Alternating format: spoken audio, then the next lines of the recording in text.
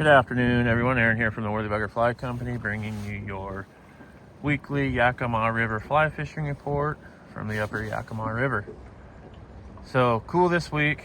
Water condition great. Dry fly fishing's been decent in the afternoon, nymphing of course in the morning. Good as usual. I think this coming week we're looking at some significant warm up, so I think you're going to see that the dry fly is going to improve greatly.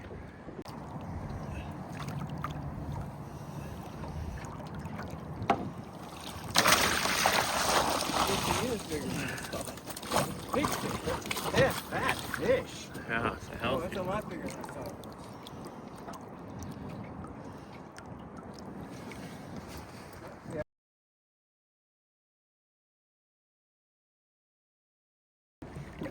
If you're interested in getting out, give us a shout. We'd love to host you on the river. Fishing's been consistent and good. Same game, blue wings, March browns, nymphs and adults above and below. Some squall is starting to show up, so I think probably in the next week to 10 days that should break loose.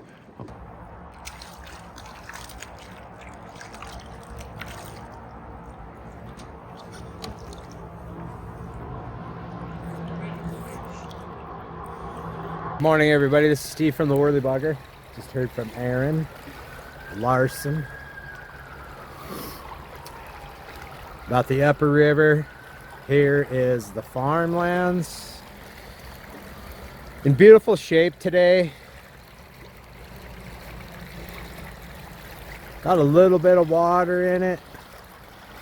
Up a little bit. Here's one thing I can tell you. You know, we always stress to watch the gauging stations. And kind of this time of year, you have to look at the CFS for sure, but look at the gauge height as well.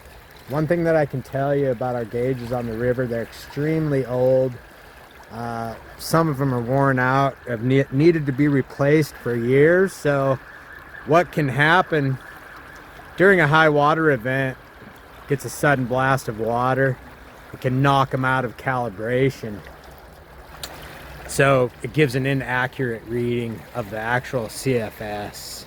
So it's not that big of a deal if you're in a boat, but if you're coming over to wade fish, you know, you could come over and potentially find the river higher than what you thought by looking at the graphs. So just keep that in mind. So river in beautiful shape for fishing today. It's cold. We've been getting snow. It's about 38 degrees right now. Again, reminder about spring fishing. You know, it's some days it's just not about catching a lot of fish. It's, you know, catching quantities of fish. And everybody's kind of, you know, squall. Well, it's starting. And I've kicked over some rocks here, seen some nymphs, seen one adult, but you know, it's not a full-blown squall hatch yet, but it's coming. By looking at the weather conditions for next week, most likely when we start seeing those temperatures in the 60s and the 70s, that is going to drive the water temperatures up, and then we'll have a squall hatch going on. Okay, so let's look at the water temperature right now. See what she's saying.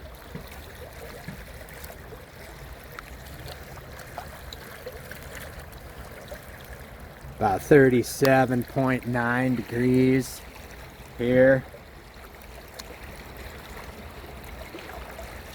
So a few around, like I said, but not full blown. Big hatches of blue wings. Few March browns, so they're predicting some big temperatures next week, so we'll have to see what happens with the river.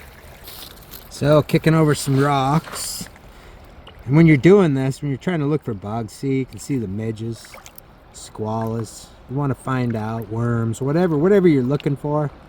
Look for the loose rocks that, you know, insects that migrate from the water, you know, in order to go to the bank. to hatch, you need to be able to crawl under something, you know, something where they can stay warm too this time of year and dry. So here you go. Here's a little squala stonefly, little male, all alone with his midges. Midges, very important. These all come from a larva out of the river too, so, and there'll be millions, maybe perhaps billions of them that you'll see. So it very, very important food form. Ask any serious lake fisherman about midges, and they'll give you a whole story. But again, you know, with spring fishing, you know, be prepared for any kind of event, whether it's snow, rain, or, you know, extreme temperatures like, you know, 71 degrees. I mean, that can cause some runoff, you know, and cause the river to blow out. So, you know, if you got trips booked with guides, you know, or you got them booked with us, you know, be prepared.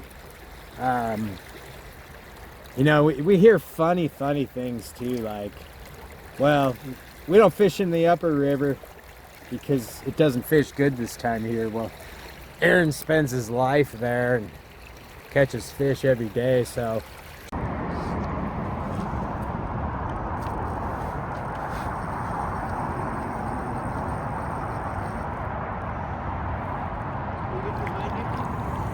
Not quite yet.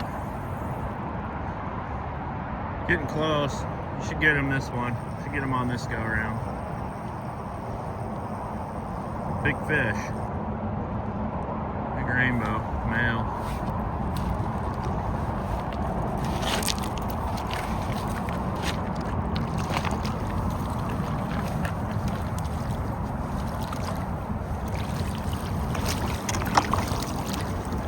Woo-hoo-hoo-hoo, that's a dandy.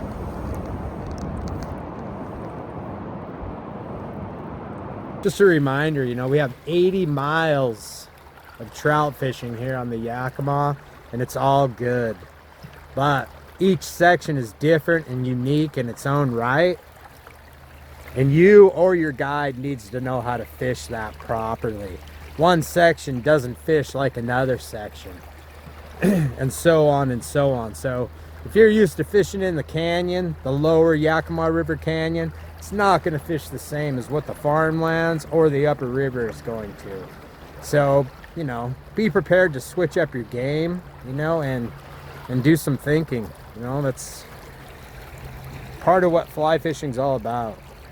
So not much more to report other than that I can think of. If you have any questions, feel free to call the Pro Shop. Happy to help you out. And